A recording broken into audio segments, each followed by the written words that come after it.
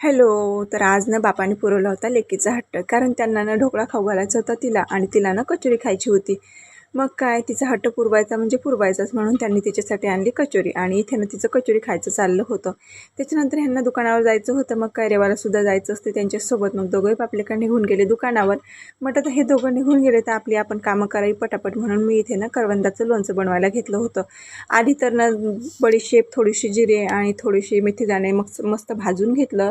मिक्सरला बारीक पावडर काढून घेतली आणि जे आपण फोडी वगैरे बनवले होते मी करवंदाच्या, तर त्या करवंदाच्या फोडीमध्ये ते पावडरी मसाले टाकून घेतले. त्याच्यानंतर हळद, लाल तिखट आणि थोडंसं मीठ, चवीनुसार हिंग टाकून घेतलं. सर्व चांगलं मिक्स केलं आणि गरम करून थंड केलेलं तेलसुद्धा टाकून घेतलं.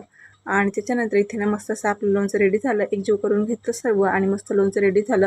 मी हे पहिल्यांदाच बनवत होते, मी आधी बनवलेलं नाही आणि खाल्लंसुद्धा नाही. हे सुद्धा मी यूट्यूबवर पाहून बघितलं. याच्यामध्ये मी ना मोहरीची डाळ नाही टाकली, कारण ती नव्हती. म्हटलं असंच बनवूया, म्हणून इथे ना मस्त असं लोणचं बनवून घेतलं होतं. दिसायला ना असं काही दिसत होतं, दिसायला टेस्टी दिसत होतं, पण आता काय माहीत, बघू कसं होते.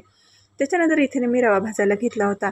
दुकानासाठी ना उपमा लागतो, उपमा त्याच्यासाठी मग रवा भाजावा लागतो, म्हणून मग आधीच रवा भाजून येत असतो. तर इथे ना मस्त असा रवा भाजून घेतला आणि त्याच्यानंतर मला ना ह्याच्यासाठी भगरसुद्धा बनवायची होती. यांना उपवास होता शनिवार, त्यामुळे मग मस्त अशी भगर बनवून घेतली आणि भगर शिजली की लगोलग ना दोघंही बापले की मस्त असे जेवण करायला बसले होते.